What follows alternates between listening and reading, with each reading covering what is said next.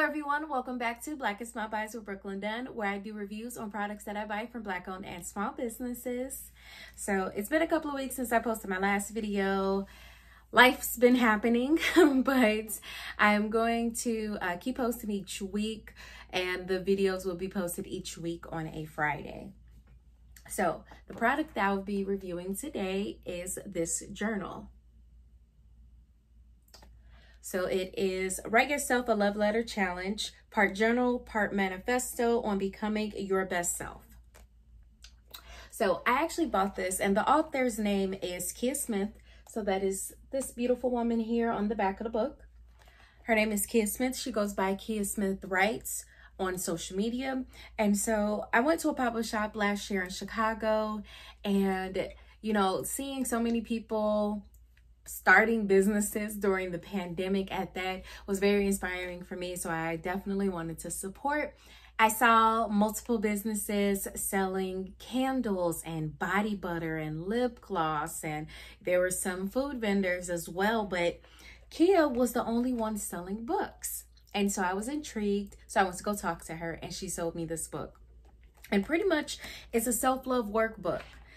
The way that it started, it was a social media campaign for a college course that she was taking in college. The assignment was to do a social media campaign, and she wanted to do Write Yourself a Love Letter. So it was a challenge where people had to post a picture of themselves and then, you know, pretty much list their love letter. And it was something that she had started years ago that she turned into a book. So I actually interviewed her on my podcast, and I'm going to post the link in the description box below. But with this, it's pretty much each chapter, and there are 11 chapters, and each chapter has a different topic. There's a love letter that she wrote to herself and pretty much what she thinks about the topic. And each topic has at least 3 to 4 questions where there are lines. Forgive my sloppy handwriting, but here's the question, like a question right here. And then you have like multiple lines. So I decided to skip lines only because I write in print and cursive. Like, my handwriting is very obnoxious. But moving on, you have enough space to write. So you pretty much get like 2 pages to write the answer to that question. And I wanted to read something that stuck out to me, and it's from the 6th chapter, which is based on accountability. And it goes, I think cultivating the love, peace, and happiness that is rightfully mine starts with better decision-making. And better decision-making starts with accountability. While it's okay to restart as many times as you need to, imagine if your decision-making got better so you wouldn't have to press restart so many times. Imagine the peace. Imagine the harmony. Imagine your soul being at ease. And it really stuck with me because I feel like so many times in life, there are things that you want to do, and especially weight loss. Weight loss is a good example where I'm like, I'm going to get it. I'm going to lose this weight. I'm going to start on Monday. You start on Monday and great. And not last week, but the week before last week, I was like, okay, I got it. Monday, Tuesday, Wednesday, I was good. You know, I'm eating better. Thursday, I had a bad day and then just went. And, you know, trying to pick myself back up from having like that bad day, but I couldn't get out of that funk. And so my workout schedule got messed up, and then I wasn't eating right. And I'm like, okay, well then I start again the next Monday. And it's like trying to hold yourself accountable. Like, sometimes you're going to go through things. You're definitely going to go through things, but you really have to be able to pick yourself back up and just keep going. If I say, okay, I had a bad day today, do better tomorrow. Holding yourself accountable, saying you did this wrong today, but there's always tomorrow to make up for it. Yesterday I didn't do so good, but today I actually, as soon as I got off work, I worked out. Now, I didn't do your traditional workout. I was on YouTube. This girl that I follow, she does dance workouts. And I danced for over 30 minutes, and it was fun. Slightly painful, but I still worked out. And so I felt good. You know, I drank a lot of water today. I'm getting ready to eat dinner once I get finished with this video. And I actually picked up a salad from Aldi's. And look, I know I said salad, and salad isn't, or salads are the first thing that you think of when you're supposed to be eating healthy. But I actually like the flavor of the salad. So it's like a Thai cashew. And I'm definitely trying to try out this brand that I bought. So yeah, that's the reason why I got it. You know, but it is something healthy though. I'm gonna eat the right proportions. So, you know, I'm trying to do better. I'm trying, because I was definitely about to order some tacos. But then I thought about it, like the money that I spent on tacos could actually be money that I spent on the meal. So yeah, I decided to hold myself accountable, because I'm also trying to be better with money. And instead of spending my money on takeout when I know that I'm going to need food for tomorrow when I'm on my lunch break, because I do work from home, but I'm like, I'm going to need food and I don't have food in my fridge. So if I spend money on takeout today, I'm still going to have to spend money tomorrow. And if I can't leave my home in time, because I only get a 30-minute lunch, in order to get food and eat it, that means I'm going to have to have DoorDash or Grubhub or Uber Eats deliver my food. And that adds on like an additional $10, sometimes $15. So I'm holding myself accountable. I'm like, okay, having that internal argument, like, you're going to work out today, you're going to choose some healthy food, and you're going to save some money and stop spending all your money. So I'm trying. Okay, it is okay to start as many times as you need to, but try your best to hold yourself accountable and keep going. And that's really what I took from this. So the questions in this chapter, the first one says, what is it that you know you deserve? And that was just a simple question. For my answer was, I deserve to be happy and successful, to start my business, my podcast going mainstream, my YouTube channel taking off. I deserve it. I just have to put in the work. I also deserve to be fluent in Spanish and to be 175 pounds again. Slowly but surely, I'm gonna make it. I'm gonna get there.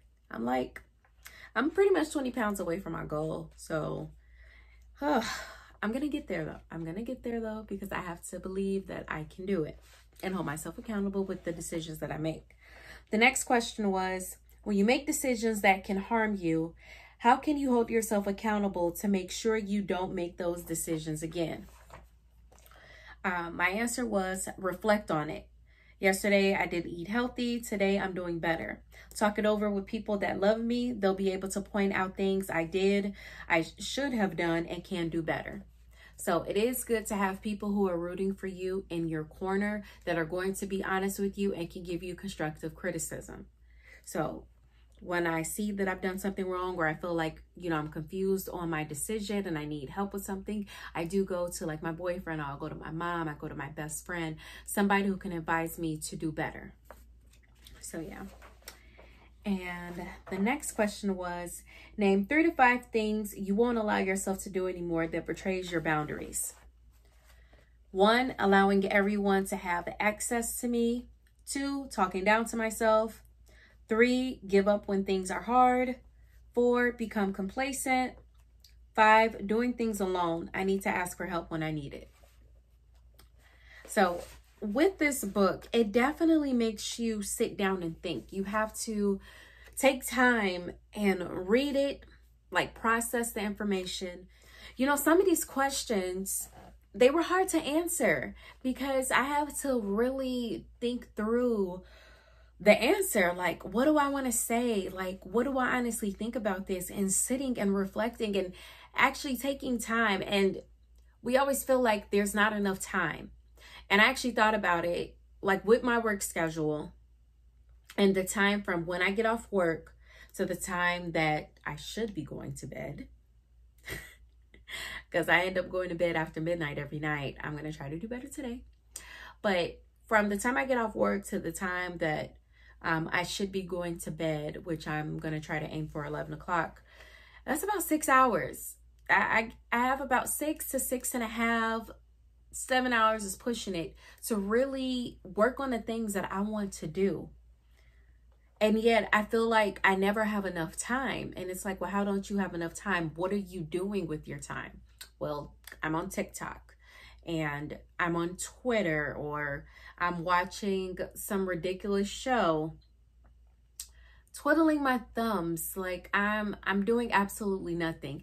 And within that time, I could be practicing my Spanish. I could be working out, because you only need to work out for about a good 30-35 minutes on average. So I have time to work out. I have time to work on the business that I want to start. I have time to record this YouTube video. I have time to record my podcast. I have time to look up the subjects and the topics and do the research on the things I want to talk about when it comes to my podcast, which, by the way, it is In the Moment with Brooklyn Dunn. You can find it on Apple, on iTunes, Google Podcasts. You can find it on Spotify, Stitcher. I believe it's on like 9 platforms in total. The link will be in the description box below. But yeah, I have, within that 6.5 to 7 hours, I have enough time to do the things that I want to do and to accomplish something. If not one thing, definitely 2, 3, 4, 5, depending on what I'm doing. So I'm holding myself accountable in a sense where I realize I have this time and that I have to use my time wisely. Take the time out and say, put your phone down, because these social media apps aren't going anywhere. You're really not missing anything, honestly. But yeah.